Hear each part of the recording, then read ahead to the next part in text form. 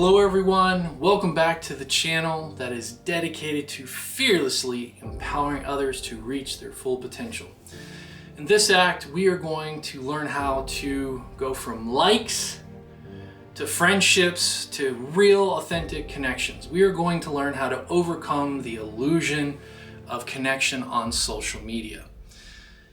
Let me start off with, in today's hyper-connected world, basically you could have hundreds, if not thousands of friends and followers.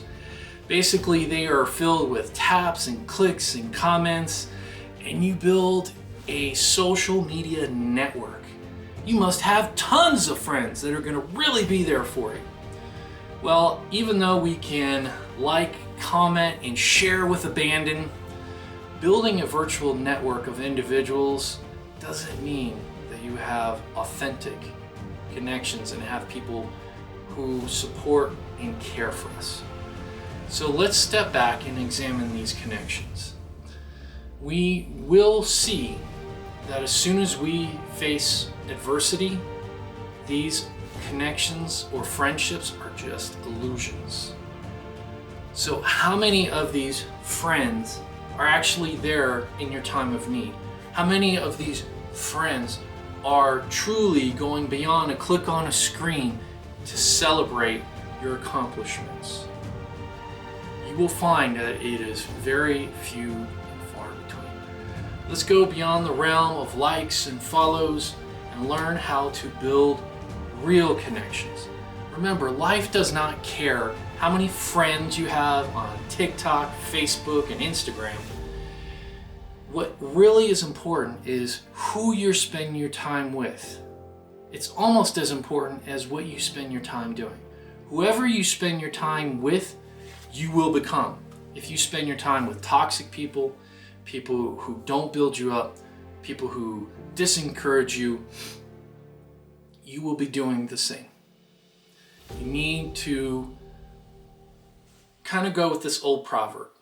It says, a friend loves at all times, and a brother is born for a time of adversity. That's Proverbs 17:17. This speaks to the true value of a real, authentic connection. They will be there during the fun times, they will be there during the challenging times, but they will be there. It will not be a transaction. They will be there to push you up, to believe in you, encourage you, and add value to your life. So let me start with the story. The story was, there was this big bad lion. He was known for his strength and ferocity in the jungle. All the animals feared him. Well, one day, this tiny little mouse came and rolled up on this lion and crossed his path, and the lion caught the mouse, and he was about to eat him, and then the mouse said, no, he pleaded for his life, and he said, one day when you really need me, I will be there for you. And this lion just laughed, big belly. Anyways, sorry. But he laughed and said, what can you, tiny mouse, ever do for the king of the jungle? Well, not a few days later, this lion got caught in a hunter's trap. It was a net in a tree. And he started to roar, and nobody came. So even though he was the king of the jungle, he found out how truly lonely he was. This small mouse came out of nowhere and just started chewing the rope, and he fell. This mouse did this with no expectations in return. Basically, the lion had learned, even though that they had different strengths and different sizes, they needed each other. And so the lion on that day learned the true value of a real connection. Recently, over the last year, I have gone through some very hard times personally and with my family. And I have come to find out that who are my real authentic connections, and that brotherhood and sisterhood in Christ is not transactional. A lot of people do things because it's of convenience. You see them, you're there. Oh, I'm sorry. I hope you feel better. And they give you, might as well be a virtual click or like or comment. I hope you get better. Positive vibes. I'm glad when people do pray for me, but dude, they really help you through that time. Who is going to stand by you in your most difficult times? Let's cover on how to build that trusted circle. So I have come to find out who is my inner circle. But let's think of your inner circle as a big one room, and you have to spend the rest of your life with the people you put in it. Now you have a doorman. And in this, you are going to only let in certain people. So identify what are your core values and your priorities. What are your things what are your go, no-go zones? I'd like to put it, it's probably easier to say, what are your deal breakers? So for me, some of my deal breakers are, I don't want drama from my friends or my brothers and sisters. I don't want toxicity from my closest inner circle. I want people to take responsibility for whatever they're doing, but also they are truly empathetic. They're not just doing the, oh, I'm sorry, all right, and then they are never there for you. They are truly there when you need them. So when you're around like-minded people, you will make each other. Proverbs 27:17 spells this out. As iron sharpens iron, so one person sharpens another. The next step, evaluate your current relationships. Who's in that room that may already be in that room, but you should kick out? So that's step one.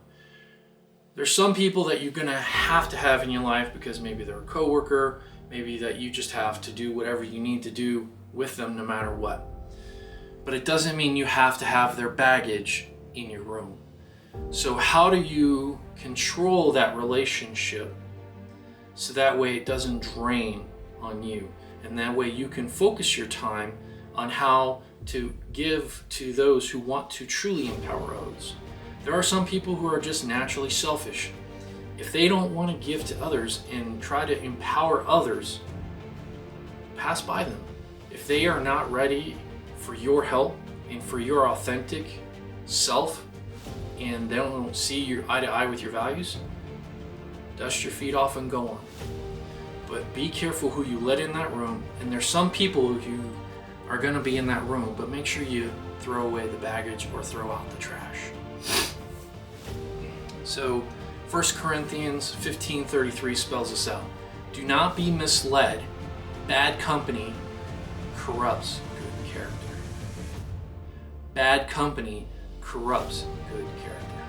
So be careful who you let into your inner circle. Now seek out new relationships. This means you're going to be intentional with maybe joining certain clubs, doing certain activities of where you're going to find interest in building your inner circle, because you may not have a healthy inner circle yet, but you want to make sure you're involved in those things. As we've determined, you have developed your roadmap up to this point and you know where you kind of want to go. So find like-minded people who you know will be there to truly celebrate your successes, but more importantly, are there for when you need them. And so Proverbs 13:20 walks into this. So Proverbs 13:20, walk with the wise and become wise, for the companion of fools suffers harm. So walk with the wise today. Find those people who will add value to your life and have the same goal of then looking past yourself so that way you can empower others. Next, you need to nurture those relationships. Align your values and priorities. But the most important thing you can give any relationship is your time and energy. Okay, we are highly emotional creatures. You need to give your energy, your thoughts, your prayers, and your time to your inner circle, nurturing those relationships. You need to make sure that you are there for their good times, but more importantly, you are there for their bad times, especially when they need support. Romans 12:10, love one another with brotherly affection. outdo one another in showing honor. Next, this is incredibly important, but a lot of people forget when they get in a close relationship to have that enduring. You need to maintain boundaries. What are your boundaries to make sure you keep the relationship authentic and purposeful? You may say, hey, here are my deal breakers. For me, calling past 9, because that's when me and my family are together. Develop your own, so that way you know where your boundaries are at, and that way your inner circle doesn't cross them. Bible verse 2 Corinthians 6:14. Do not be yoked together with unbelievers. For what do righteousness and wickedness have in common? Or what fellowship can light have with darkness? So maintain your boundaries, and if you are trying to be a light in the world, connect yourself with other people who are trying to be a light in the world. This week's personal exercise. Take some time personally to reflect on those connections you have in your life. Look at that one room and who you're going to let in, who are you going to kick out, and whose trash you need to get rid of if they have to stay in that room. Remember, you can box and shelf some folks and maybe only use them when you do certain things, but be careful not to let their trash mess up your room, okay? You have to protect your inner circle and make sure that you are being a light to each other on this journey where you're going. What qualities are you really looking for, and what are your deal breakers that you don't want to have when you form these new connections? And how are you going to strengthen those connections? Remember, you can only control your words, your thoughts, your actions. Say, do, act. You need to make sure that you are at least putting forward the first step, so that way you can be the change you want to see. The team challenge, I call this the deal breaker game. And this is where you're going to take your team, you're going to put them into small groups. I would recommend people who don't really get along with one another, group those folks together. And then have them come up with 5 to 10 deal breakers. Have some real authentic discussions. Make sure though the words that you use are constructive, that they are healing, and that they are encouraging.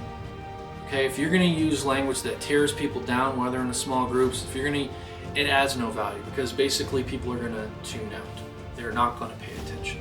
So next, give examples of what are your deal breakers. Dishonesty, lack of empathy, unreliability, being toxic, etc.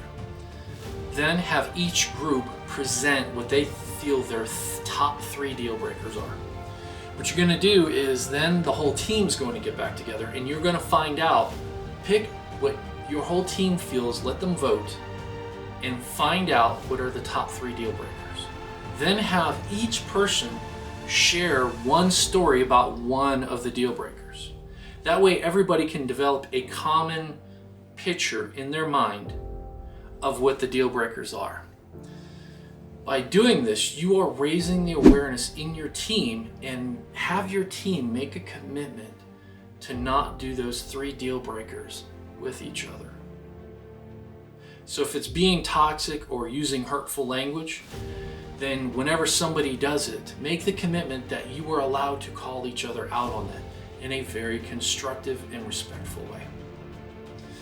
This, you will find, will start to build value in your team. You will start fostering a culture, but in this, you're building an exercise where you are learning from one another, but you're going to find out how much commonality you have in each other. Well, I wish you a very blessed day, a very blessed week, and remember to always fearlessly empower each other.